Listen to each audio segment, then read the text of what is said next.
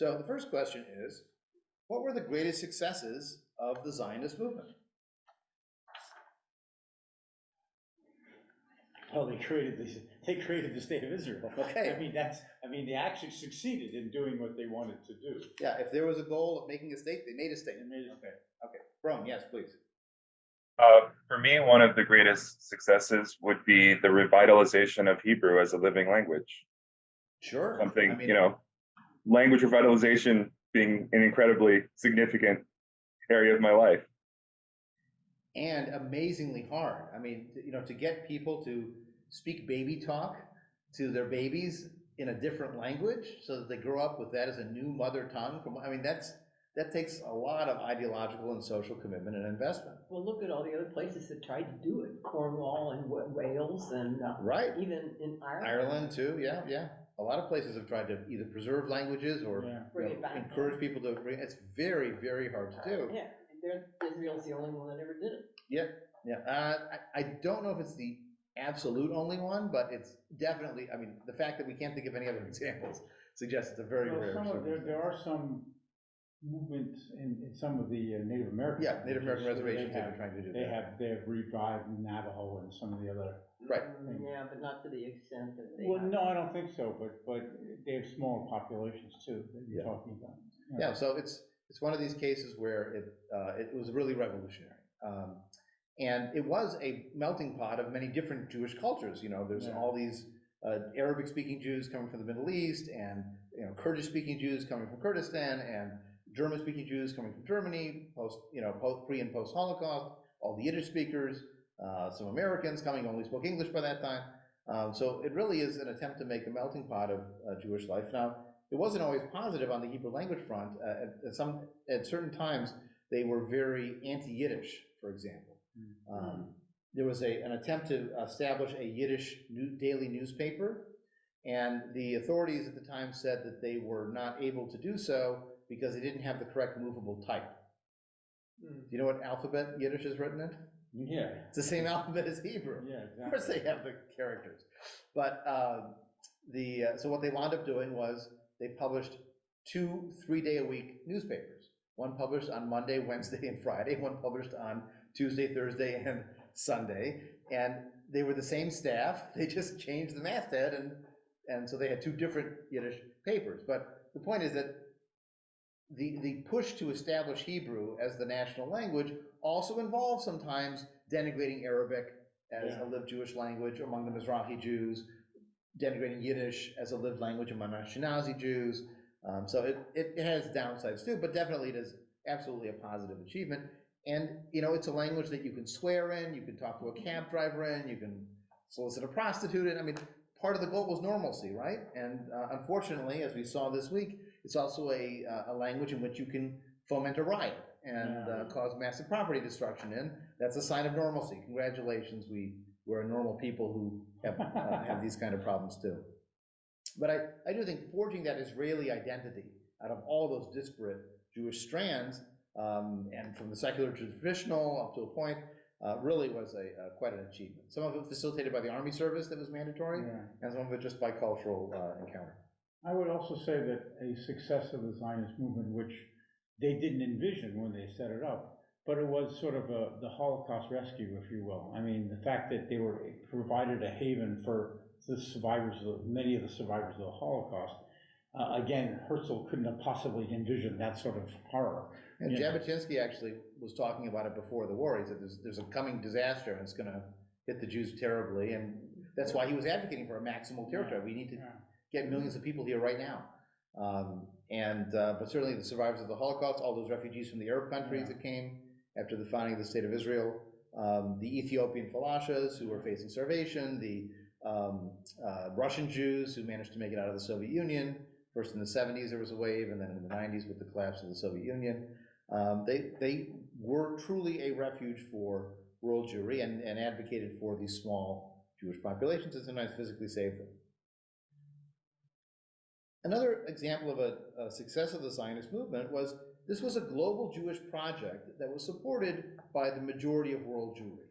Good luck coming up with something else. The closest you could get is maybe saving Soviet Jewry in the 1970s and 80s. But really having the vast majority of the world supporting this project of the Jewish world, even if there were dissenting voices, as we talked about, still was a very a big success. Also, from a humanistic perspective, they demonstrated the power of human effort to change the course of Jewish history and Jewish identity. I mean, they did, through showing up on the land and working and fighting and advocating and lobbying and everything else they did. Without a Messiah. Yeah, without a Messiah, exactly. They changed the course of Jewish history by human effort, and that's a great example of that. They did also intentionally create a secular Jewish culture. You know, a lot of the songs that we sing in our congregation are Israeli songs because they talk about this life and joy and happiness and community, and it's in Hebrew, so it makes it Jewish, and it has Jewish references in it, so that works really well for us. And whether it was the kibbutz life, you know, because they had to write new Haggadot, because saying next year in Jerusalem when you live next door to Jerusalem is not particularly inspiring. So maybe it's, you know, next year in the promised land of our imagination, or, you know, you have to come up with other phrasing, so you have to be creative. Next year in the workers' paradise. Right, exactly. Or they would ask questions, like a different 4 questions. They would say, why on all other nights do we eat in the communal dining hall, while tonight we're eating with our nuclear family? And so, you know, they'd have the kids create their own 4 questions about what's different about tonight. So it was really an interesting creative process for these people living in a new Jewish territory with national culture had to create new celebrations, new meaning for celebrations.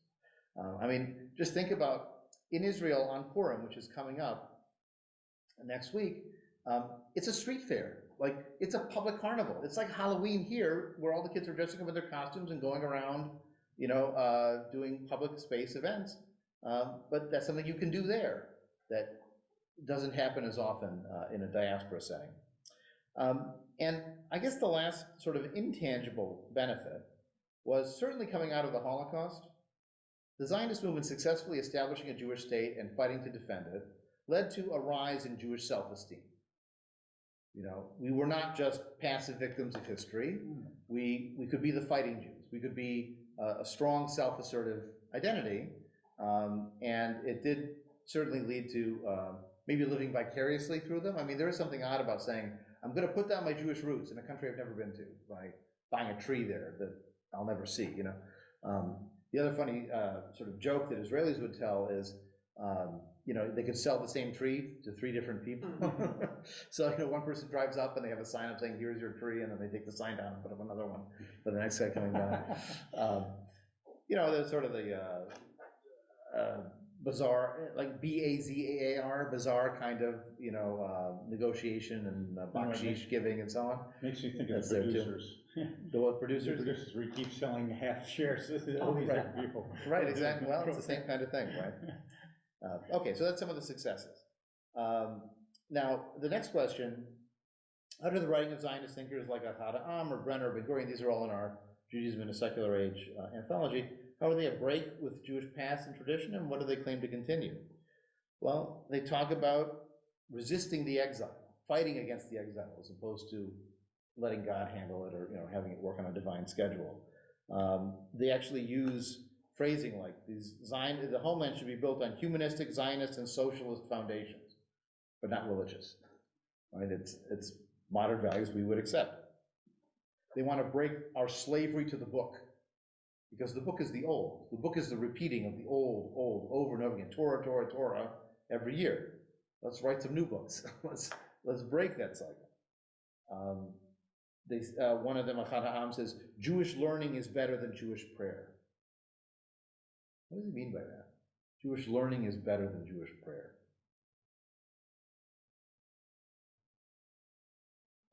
Learning is an active intellectual process, right? You're creating new ideas, you're understanding things. Prayer is just reciting. Yeah. It's performative. Yeah. It's rote. It's the same thing over and over again. It's the same thing over and over again. On this day we do this before we have that, and this day we do this one, and this day we do this one. Right. And at this time of day we say the same thing we've said at this time of day every year. Yeah. Also, as I mentioned, the breaking with the Messiah faith is important. The idea of Hebrew as a daily language, that was very unusual. In fact, even to this day, in some communities, they might speak Hebrew every day, but they speak Yiddish on the weekend, because on Shabbat, because it's the holy day and you don't do that. Or they'll speak Hebrew in the street if they need to for the bus driver or whatever, but they won't speak Hebrew in the bathroom because it's the holy space and they don't want to use the holy tongue. There's all these sort of boundaries people set for when or where they would use Hebrew. The idea of using Hebrew to swear at the cab driver, that's something radical from a traditional Jewish perspective. And ultimately, the core idea of Zionism, that the Jews are a people over and above their religious covenant with a God, that's somewhat radical. Now, what's continuous with the past? You've got language like the ingathering of exiles. That's certainly there. Even the design of the Jewish flag of the Zionist movement with the blue stripes is meant to be evocative of the traditional talit or prayer shawl that is often white with blue stripes on it. So that's where the color scheme came from. It's nothing inherently Jewish about blue and white necessarily, but it was drawn from the talit design. That was why they did it that way. They draw on traditional Jewish sources like the Talmud. They are certainly connected with the land of Israel. The fact they chose Hebrew and not Yiddish or German or some other language to be the national language, those are all continuous with the past. So there's a balance of some continuity. They're calling it Zionism from Mount Zion, right? It's not just a random place. Uganda didn't work, so they had to try something. Yeah, I mean, part of it is the continuity of it is that they are where they are. Right, and they are who they are. Yeah. All right, number 3. What were some of the greatest failures of the Zionist movement? I think the greatest failure of the Zionist movement was the failure to understand Palestinian nationalism and to take into account that you've got other people there who have a claim on the same land that you want to have, and that there's a conflict that's going to be there that they did not consider how they were going to resolve. One of the slogans that was popular in the early Zionist movement was a land without people for a people without land. Right, yeah. Okay? And as if there were no people there, or there were no full people there. Right. There were no civilized people, you know? Which is just the way that every European colonist has looked at Australia, Canada, the United States. Africa, right. South Africa, Yeah. Even China. Even China. Right. I mean, this is one of the dilemmas in understanding Zionism, because when the Palestinians say it's a European colonialist ideology, the Jews are not European colonialists in the same way. Like, this is their homeland. It's not like they're looking back to France or Russia or Europe or Germany, you know, for the homeland. But some of the attitudes, certainly in the early stages, were inherited from that intellectual setting. You even see it in the Israeli Declaration of Independence, where they use the phrase "bringing the blessings of progress to all the native inhabitants," or something like that. And it's like Jewish man's burden. Yeah. And it's too bad that was the approach that was taken. Well, even the approach to the great powers, in effect. I mean, you know, that they would go to the British and the Ottomans said no, so they went to the British, and I mean that was. I mean, it was practical and realistic at the time. Yep. But nonetheless, the legacy of it is that it looks like. To be fair, the European powers also had a part to play in all this. Yeah. In fact, the land of Israel is sometimes called the thrice promised land. Oh, yes. After World War I, because it was promised to the Jews in the Balfour Declaration. It was promised to the Arabs with the Lawrence of Arabia, Faisal. Right. And then there was the secret Sykes-Picot Treaty, which designated spheres of influence for the Europeans to maintain, which allowed the French to control Lebanon and Syria, and the British to control Palestine and Egypt, and that was how they did it. The Russians were supposed to also get part of it until they were Bolshevik on the other. But the other, and in fact, I think it was the Russians who published the Sykes-Picot Treaty. Well, it was the Bolsheviks. Yeah. They found the secret treaty, and then they published it. So and it was very embarrassing. I will say though, one of the interesting legacies of the Sykes-Picot Treaty is it's why I spell my last name the way I do, because my father's family came from Syria, which was under the control of the French. And in French, the word shalom is spelled with a CH, like chateau or champagne. Oh. So if the British had been in control of Syria, I would have spelled my name with an S. But because the French were in control of Syria, my family picked up the CH spelling, and that's a personal legacy of the Sykes-Picot Treaty. That's interesting. Okay, so that's one major failure, obviously, is conceiving of what to do with the Arabs that are there. A second failure was they maintained the personal status laws of the Ottoman Empire, where your personal status was defined by your religious community. Now, for the 1500s, that was pretty progressive. You know, that if you're a Jew wanting to get married, you don't have to go to an imam. You can just go to a rabbi. But for the 20th century to make secular Jews go to a traditional Orthodox chief rabbi was ridiculous. And that's why even early on in the state, thousands of Jews went to Cyprus and got married there, because there was no civil marriage. It was maintaining this millet system of the Ottoman Empire into the now 21st century, where personal status is defined by religious authority. So who you marry, where you can marry, how you get divorced, all of those are controlled by a chief rabbinate, and it's oppressive to people who are secular, or heaven forbid, you want to marry someone who's not part of your religious community, and there's nowhere to go because there's no civil marriage in the state. Or if you're a same-sex couple getting married, no chance there either. Right. Although they do recognize civil marriages done elsewhere. And during the pandemic, the state of Utah allowed Zoom marriages from anywhere.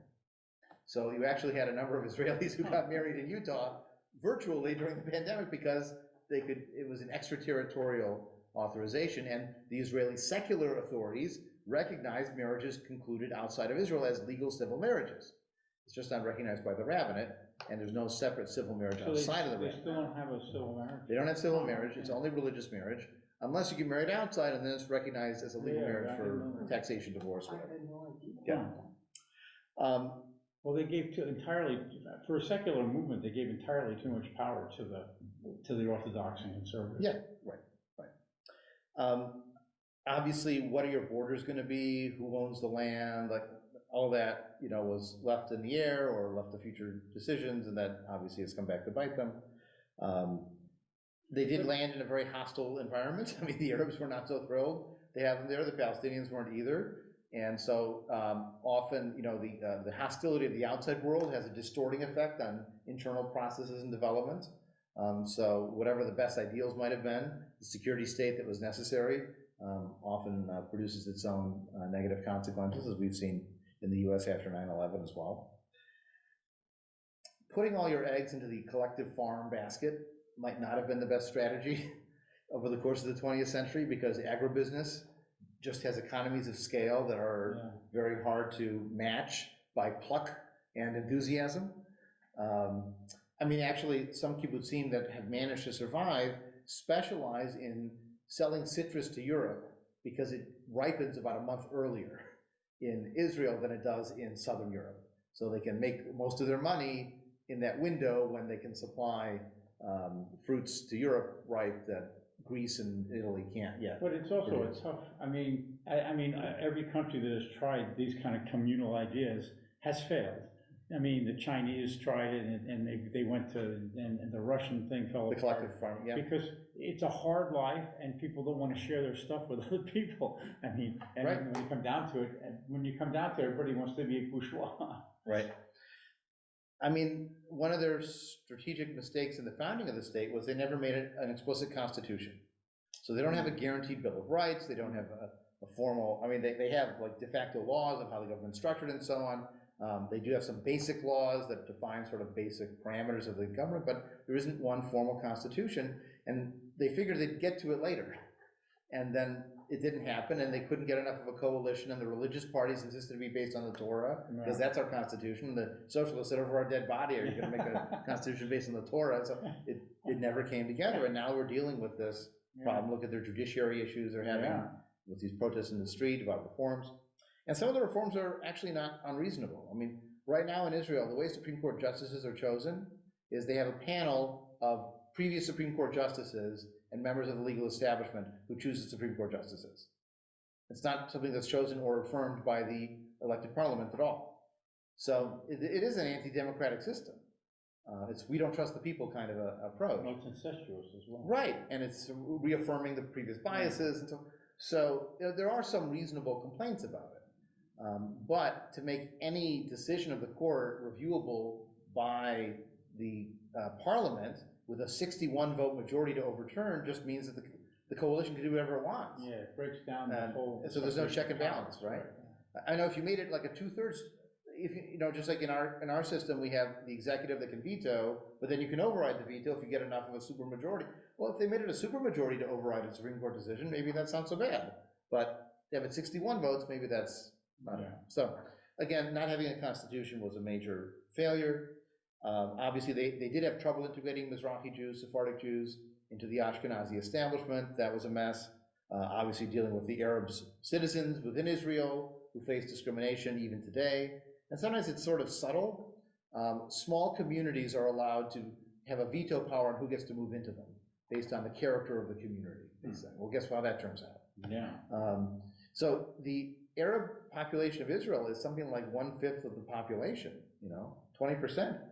But the residential segregation results in the fact that there are Arab cities and villages and Jewish cities and villages and very few mixed population areas. Haifa is one of them, but it's unusual for that circumstance. And then finally, they expected to be welcomed for bringing civilization, and that wasn't what happened. So we'll jump forward past 4 because we already looked at the Jewish state passage. Number 5 is an interesting one. What are the advantages to pursuing a secular humanistic Jewish identity in Israel, and what are the disadvantages? I mean, some would argue it's impossible to do it outside of Israel, but even if we do argue you can do it, because we're doing it, like, ta-da, what would be some of the advantages if you were in Israel to create this kind of an identity, and what might be some of the disadvantages? Well, I mean, the connection to the area is important, I think, culturally. Mm-hmm. So there's something. I mean, I think it'd be interesting to go to Israel. I don't know. I can probably never afford to do it, but I mean, it would be interesting to take that trip that you're doing. Unfortunately, I can't. But I mean, it would be interesting to see these places and to feel that. But at the same time, I would feel oppressed by the rabbinate. I mean, Oppressed by the what? The rabbinate. The rabbinate. The people running around, tearing down posters with women that aren't modest enough for them. Right. Things like that would drive me crazy. Well, look, going to the site of the Western Wall in Jerusalem is simultaneously inspiring and infuriating. Yeah. Because on one hand, it's the oldest standing remnant of the Temple Mount. It dates back to the time of King Herod. It was destroyed around 70 CE, and there's these huge, massive stones there. And they're totally smooth because generations of my people have touched those stones. It's really meaningful, but it's gender segregated, so I couldn't go there with my wife and stand there with her or my daughter and experience it with them. And it's Orthodox standard, so I have to wear something on my head, and it's right next to the Temple Mount, which is right over it, where the Dome of the Rock is, and there's all kinds of issues over control with that. And so there's all these challenges to the space, plus mixed gendered prayer isn't allowed there. You have to go around the south side of the wall where they've made another platform, and that's the egalitarian prayer space. It's actually the same wall. It's just not the western wall, which was the closest to the Holy of Holies. It's the southern wall, which is not as close. But they made a platform there for mixed gender prayer, so you can pray near the wall, pray near the western wall, or pray at the southern wall. As long as you're not picky about which wall you're on, it's okay. But it's a second class status, right? It's a separate but unequal, and so it's this plus and minus of the assets of the geography, the archaeology, of Jewish history there. I mean, you can go and visit an old synagogue in this country, and it's 300 years old. Yeah, oh, absolutely. Right? In Rhode Island. But and you go, right. But I went to, and our trip is going to go to a synagogue in Israel that is 1,500 years old. Yeah, I know. It's and you can still see bar mitzvahs happening there. Yeah. I mean, that's just so exciting. So it's just a different layer of roots that you feel. Well, it's like going to St. Patrick's in New York, and then going to Chartres or someplace, and the feel, the medieval feel, or earlier. I mean, or Romanesque, or we're standing in the Forum. Right. I mean, it's So the roots is definitely there. Certainly, speaking a Jewish language, right? That's an asset to developing a secular cultural identity. Oh, sorry, Bron, I didn't see your hand. Go ahead. Oh, I didn't want to cut you off there. Okay. I might think that maybe a disadvantage would be sort of an implicit recognition, even if that is recognition of something that is a false premise, that that a full secular Jewish identity can only be lived with this sort of affirmative action, protective space, as opposed to as part of a pluralistic, humanistic, or at least a value, a space of living where those values are of equality are available. So it's sort of a paradox where you want to believe in human rights and universal accessibility, but the only place you can live your full identity is in a self-segregated community that's isolated from the outside world. If it's not transplantable, is it really viable? And that's an interesting challenge. I was also going to add that living in a Jewish state means your homework is reading Jewish literature. Your history homework is learning Jewish history. The holiday cycle is your holidays. You never have a conflict between Passover and school, because that's when the spring break is. It's always during Passover. Winter break is always during Hanukkah. So there's just something in the rhythm of things, and it's sort of weird when you go to Israel during Hanukkah, because all the public iconography are menorahs and dreidels, and there's no Christmas trees, and there's no green and red, and there's no Christmas carols on the radio, and coming from America, you have this sort of culture shock of, I'm on Mars, what's going on here? And then you go into the Christian quarter of the old city, and then it's all Christmas all the time, and compensation. But just that like dramatizes what a majority culture is like. And some American Jews can't stand Christmas. Like it annoys them, it grates on them. It's just reminding them you're not this. And so that's the attraction of a state of Israel. You don't have to put up with that Christmas crap anymore. You are the majority culture. You are the public square. Also, I would say that you have better access to the traditional Jewish sources if you learn Hebrew. I mean, if Hebrew is your daily language, you can access the Hebrew Bible in ways that if you're learning it later, it's just harder to do, right? Now, you might read the book of Ezekiel and be surprised to find the word for electricity showing up there. All of a sudden, there's a battery-powered chariot. What's going on here? So Hebrew hasn't changed much over time? What's interesting is the grammar that Eliezer ben Yehuda developed was actually modeled on the biblical grammar. It had evolved through rabbinic literature over the centuries, although it wasn't a spoken language, it was more of a literary language, think Latin. Yeah, and those don't change as fast. Right, this is a more evolutionary change. And actually, Mishnaic or rabbinic style Hebrew is relatively elegant, like it flows smoothly. But Ben Yehuda, because they were going back to the land of the Bible, he wanted to go back to the Hebrew of the Bible as the Jewish classical language, and so he went back to the grammar of biblical structures. And it's not quite a direct map, so in biblical Hebrew, there's a perfect and an imperfect, which has a sense of a completed action versus an ongoing or incompleted action, and he made those into the past tense and future tense, which is not quite how it maps out grammatically, but in the biblical, lexicon. But that's how he took it into modern Hebrew. But didn't he have a problem with the voicing of vowels and things? I mean, because they didn't have that in classical. Yeah, but the rabbinic system of voweling, it was at this point 1,200 years old. It's been around for a while.